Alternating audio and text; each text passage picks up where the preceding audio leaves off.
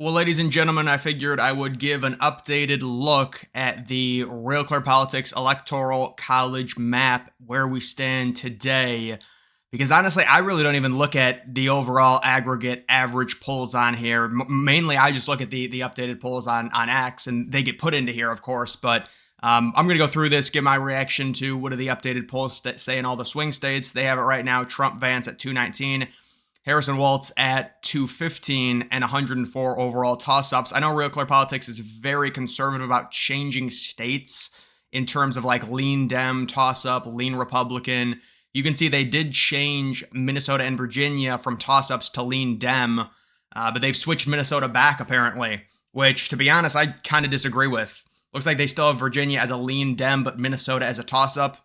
I guess it's based on their polling, but either way, we're just going to go through all of their swing states, starting with Nevada. Take a look at their recent polls that they do put in, and you can see Nevada right now has Harris plus 1.4. I would say that's mainly because of this plus 7 Bloomberg. I mean, they still, you see, this is the problem with Real Clear Politics. Their model and their average is going to be crippled by a pollster like Bloomberg. Now, maybe Bloomberg ends up releasing their final polls and they're not terrible, and it doesn't really sway it very much. But you can see all these polls: Harris plus 1, Trump plus 1, Harris plus 1, Harris plus 1 tie, Harris plus 7. And so that outlier is kind of thrusting her into a lead. From what I know about Nevada, it's basically 50-50. I think Trump's the slight favorite, but they have it plus 1.4 because of the Bloomberg poll. That plus 7 poll is really weighing on that average. Moving on to Arizona, you do have Trump plus 2.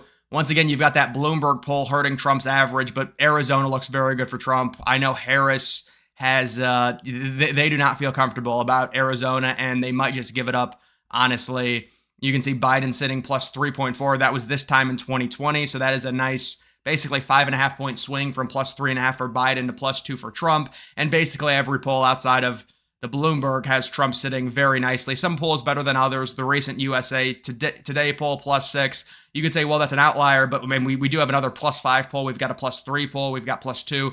I think things are looking pretty good right now for Trump. He's built a little bit of a lead the past week and a half or so in the state of Arizona. So if he could take Arizona 11 electoral votes with Nevada, that would be certainly very good. You do also have Georgia.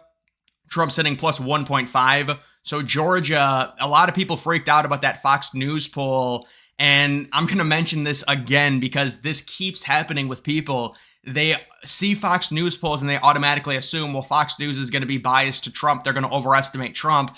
Historically, that has not happened. It's been the opposite. They have underestimated Trump. Very similar to CNN, maybe not to the degree, but it's not like just because Fox News is a conservative network does not mean that their polls overestimate Trump and it's this propaganda machine. That's just not how it's worked. They've underestimated Trump in 2016 and in 2020. So you see that poll and number, I mean, that's an outlier. It's Harris plus 3. Look at all the other polls: Trump plus 2, Trump plus 1, tie, Trump plus 3, Trump plus 4, tie, Trump plus 3, Trump. I mean, these are very good polls out of Georgia. And this is what I was referencing when I kept talking about that. But it's Georgia and Arizona, the two states where it looks like Trump's building a little bit of a lead outside of that Fox News poll. You can see that Fox News poll really helping Harris, basically catapulting her a full point.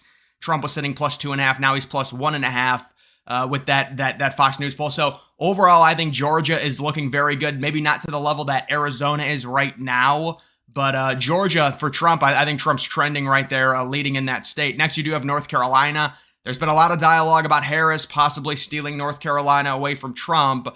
You do have a very close race right now. Rasmussen comes out with a plus 3 for Trump. You've got CNN saying it's a tie. You've got another tie: Harris plus 2, Trump plus 2, Harris plus 1. Some good Trump polls here from about a week ago: Trump plus 4, Trump plus 3. And certainly right now, if you look at where we were at in 2020 versus 2016, this is an improvement for Trump. Now, the polls in North Carolina were pretty accurate in 2020. They had Biden plus 0.8, on September 27th, and then Trump won by 1.3. So it's not a crazy difference like we see in some of the Rust Belt states in terms of how inaccurate they are. But plus 1.2 if you're Trump. If we went into election night like this, we would take this for sure in North Carolina, plus 1.2. And so you can see the recent polls. I mean, Trump's actually, he's doing well here recently. Looked like Harris kind of caught him, and he's gone back up at least a little bit by about a point. So I would say North Carolina is another state that is looking decent enough. People are going to want to disregard Rasmussen, even though they have not, it's not like they're this crazy right-wing, heavily, biased pollster that overestimates Trump. If anything, they also have underestimated Trump. And you even do have this Bloomberg that has Harris +2, which I would say, based on how Bloomberg is polling this cycle, and pretty much how they poll every cycle, that's very good news for Trump. Harris +2 in North Carolina. That really means like Trump's probably up by 2 or 3 himself, based on how normally off they are. I mean, it is a state-to-state thing, but normally how they poll, you'll see it reflected throughout all of the states. We're going to look at Virginia, even though they say it's not a swing state. Yeah, so there was that Emerson poll that came out that really hurt Trump. We had gotten a number of very close polls. You had the Rasmussen, you had the Mary Washington poll, which, by the way, that pollster did one poll in 2020 and it had Biden up by I want to say 19 or something. It was outrageous. It's not like this is a Republican pollster trying to make Virginia look good for the conservatives. The Roanoke poll, we would like to get an updated poll from them. You do have New York Times, Siena. That was a while ago, though. So the problem is that the Emerson poll that has Harris up 8 that was recently released, that's going to put a damper on Virginia. But I still think Trump has a chance in Virginia. You look at the spread +5. Trump normally overperforms polls. You've got Youngkin there. And I mean, you look at the result in 2020, it was Biden +9.5. In 2016, it was Hillary +5.5. I think it's within 5 at least, possibly within 3. Trump might not win the state, but this is still good news overall. We know the early voting is very good. And if we can get a few more polls, 3 to 4, that range, you're talking about this potentially being a swing state. I would say it does slightly lean Democrat right now, because all the polls say that Harris is going to win. And it's not like it's a 1 or a 2 point lead. I mean, it's outside of the margin in most of those polls, but there are some polls that do have it sitting at 3 or 4. We're going to look at Minnesota. This is another state you could argue. I mean, I would say that Virginia has a higher probability of going to Trump than Minnesota, although they're both very close. That Survey USA poll did get put in there with the Harris +6. You've got Harris +5 from Star Tribune. You've got a Fox News poll from a while ago. So there's really 3 recent polls: Harris +5, Harris +5, Harris +6. Yeah, I mean 5 to 6 right now in Minnesota. And you look at what was the result: Biden +7, almost 7.5 in 2020. Hillary barely won it in 2016. I think you're probably looking at around a 3-point victory for Biden in Minnesota, which is great news for Trump. Right now, that would be the projection. When it comes to that state here in 2024, that means other states very likely will be more conservative based versus where they were in 2020. If Trump is able to make up 4 points in Minnesota, he's able to make up 7 or 8 points in Virginia. That's going to signal good news for many of the other states. Let's get to the very important Rust Belt. Taking a look at Wisconsin, you do have Harris sitting +0.9. You've got that Bloomberg poll that helps her +3. You do have Rasmussen saying it's tied. You've got Emerson with a Trump +1 poll. And then you've got a bunch of Harris +1s, a Harris +2 from Insider Advantage. They are a good pollster, or at least they were really accurate in 2020, and then a tie. So very, very close. All of these polls basically within the margin of error. And we all know how badly Wisconsin is polled. You take a look at this time in 2020. It had Biden +6.5 on average. Of course, he underperformed that by 6 points. He won by 0.7. And then Hillary was up by about 4.5 to 5 in 2016, and Trump ended up winning the state outright. So they have certainly underestimated the Trump support. If you take a look at the history, there you can see Biden +0.7. That was the final result. And then Trump +0.7 in 2016. So a very close state. But normally the state does not poll this closely with Trump involved. So if we got a similar polling error, we don't even need that big of a polling error. Let's say we got a 2-point error where they underestimate Trump, which is certainly realistic considering they underestimated Trump by 6 points and then 4 points, or really 6 points and then 5 points. If you get a 2-point underestimation, Trump wins the state by about a point and a half. So I think this is a really good looking poll for Trump. I mean, you could say, well, they've adjusted. I don't know, man. It's hard to say they've adjusted fully when you underestimate Trump in back-to-back cycles by 5 points. So we'll have to see what happens with Wisconsin, but I would say those are pretty good numbers for Trump. It is very close. Michigan, that has been the more liberal state. They've polled more liberal this cycle. But this is another state that does struggle to poll Trump supporters. You can see in 2016, Hillary +5, 2020, basically Biden +5. Biden ended up winning by 2, so they underestimated Trump by 3 at this time in 2020, September 27th. And then obviously Trump won the state outright against Hillary, and so they underestimated him by about 5. You've got Rasmussen saying it's tied. You've got Bloomberg +3 for Harris. I mean, Harris does have, and this is like the Harris swing state to where you can say she's at least got some type of okay lead that you could say some of these polls are outside of the margin. But this is still a pure toss-up, in my opinion, when it comes to Minnesota, or excuse me, when it comes to Michigan, especially the way they poll these swing states. You've also got a Trump +1, you've got a tie. These are older polls, sure. You could say Harris is, I mean, she's had a decent lead for almost 2 months now, where it's around 2 points. But I still think, based on how they underestimate Trump, you can see Biden wins this by, well, he did win it by 2.8. I thought it was like around 2.2, but it was 2.8. Trump won it by 0.3, so it was a very close victory. It's going to be another close state in 2024. Based off of these polling averages, I mean, there's two ways you could look at this. You could say, well, this is encouraging news for Harris. I mean, she is up in most of these polls. Some of them are +5, +5, +3, +3. I mean, those, you get a multiple polls like that, it's good news. But you also have to understand how much they've underestimated Trump. So if you're a Trump supporter, you're relying on them having another polling error in Michigan. It necessarily doesn't even have to be that big. It could just be 2 points and you end up winning the state just barely. I think the state's going to be very close, probably decided within a point, unless Trump just blows everything out of the water. In that case, he could easily win this state by over 2 points, honestly, just because there's such a landslide for world peace, and that's why people would vote for Trump. You've also got Pennsylvania, Harris sitting +0.9. So the reason this is like this is because of the Bloomberg outlier. See, this is the thing. I decided to look at Real Clear Politics the worst day. I should have done this yesterday before they inputted all this Bloomberg data. But you had Harris +5. All the other polls, tie. Trump +1, tie. Trump +2. Harris +2, tie. And then this one, Quinnipiac, Harris +5. I remember that Quinnipiac poll in Pennsylvania, too. I do remember that.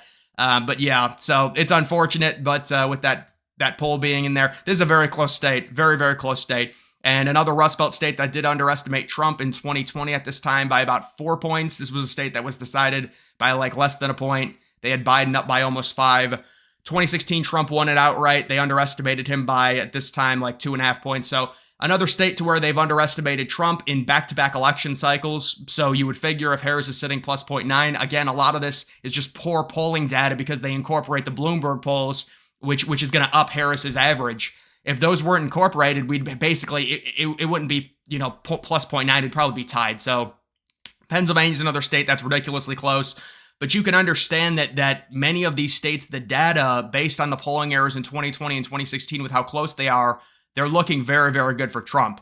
And we're not relying on that big of a polling error for Trump to win this either, especially in many of these swing states. You need a significantly less polling error than we got in 2020 or 2016 for that matter. So that's why many of these swing states are looking good. You do have Nebraska second. I have seen some polls that are, this was the CNN poll that I think just got released, Harris +11. That's not a positive poll. And I know there's some smaller races in that second district that are not looking good for Republicans. That second district, that's why we needed Nebraska to be winner take all, but it's not going to be. So I think that second district is probably going to go to Harris. New Hampshire, I haven't seen many recent polls there. Harris +7.7. Yeah, see, this is the problem. You've got 2 polls in September, 0 polls in August. You'd have to get more polling in there, but certainly that does not look like a state that Trump is necessarily going to win. You've got Maine at large. Not a lot of polls there. The last one about 10 days ago. 1 poll in August. Not looking amazing for Trump. You do also have, what was I going to like? Oh, I wanted to see New York to see the difference. Yeah, so Harris right now, plus about 13.5. I think she's probably going to win it by like 10 to 13 if I had to guess. I wanted to see what was so Biden +23, Hillary +21. That's why the popular vote, I think for sure, is going to be closer because a state like New York, that's a big population. And you're going to see Trump make up 10, 12 points, possibly in the state of New York, I would say, in terms of that. But overall, also, I want to see some Texas polls, +5.2. What was the 5.8 +9? Yeah, you want to see Trump stretch this lead from 5.8, or at least win it by a similar margin. I think he will. I think he'll probably win Texas by like 7 or 8, if I had to guess, maybe 6. I would like to see the polls in 2020 on Texas, but either way, I mean, these are, obviously Trump's going to win Texas. There's no doubt about it. Also, I think Ted Cruz is going to win Texas probably by around 4 or 5. Trump probably by around 6 or 7, but you want to see him stretch that lead because it has gotten closer. I mean, the Democrats made up about 3.5 points from 2016 to 2020. Some of that is liberals moving into the state. Austin is very liberal, and that's like their new hub. And also, there's going to be even more people moving in from 2020 to 2024 with the pandemic restrictions in California. So if Trump can maintain and the Republicans can maintain a nice 5 or 6 point wall in Texas, it is a while away with the census, but when it updates, Republicans are going to gain a significant amount of electoral votes because there's going to be more of a population in Texas, but you're not losing the state to the Democrats. And you're also taking electoral votes away from California and New York and Illinois because of the migration into the state and also the migration into Florida. Another thing I wanted to look at really quickly, just see what the Florida polls are looking like. Yeah, to me, they're underestimating Republicans in Florida. I think Trump will win Florida by about 8.5 to 9 points. This is another reason why the popular vote is going to be a lot closer to where Trump could win it, because Trump won Florida by 3.5 or like 3.2 in 2020. He's going to stretch the lead significantly. DeSantis won this state by 20 points. It's not going to be that crazy. Obviously, DeSantis was an incumbent. That's kind of like their guy. But it is just a remarkable, I mean, look at the shift we've seen since 2020. Remember, the pandemic happens and Florida just gets crazy Republican. At this point in 2020, Biden was leading the polls by 1.5, and that's a 7.5 point swing. And I think they're underestimating Republicans, by the way, with some of these polls that have come out. Just like a +3 poll from Florida Atlantic, there's no way. There's just no way. So Trump won it by 3.3. He won it by 1.2. I think he wins it probably by 7 or 8, honestly, at least in Florida. That's going to help the popular vote as well when you look at that. Also, I think Trump's going to stretch his lead in Ohio. They got him up by 9 right now. He won it by 8 points in both 2016 and 2020. I think he stretches it to about a 10 or 11 point victory in Ohio. So Trump is even stretching his lead and his wins in a lot of these states that he's already going to win. So I think these numbers look really good for Trump. They're certainly a lot better than they were in 2016 and 2020. The liberal cope is, they're polling better and stuff, and they compare them to the midterms, and it's like you're comparing a general election to a midterm. It's apples to oranges. Come on. You can't be doing that. We got to compare general election to general election, and you can say, well, they've adjusted their model and how they poll people, but no doubt about it, when you base it off of the way Trump's been polled in 2016 and 2020, that would signal, even if we didn't get nearly as big of a polling error in terms of underestimating Trump, this would signal very easily Trump victory with about a 312 electoral votes. That would be my estimation right now. Either way, guys, that is going to do it for this video. Make sure you follow me on X. Link to that's always in the description.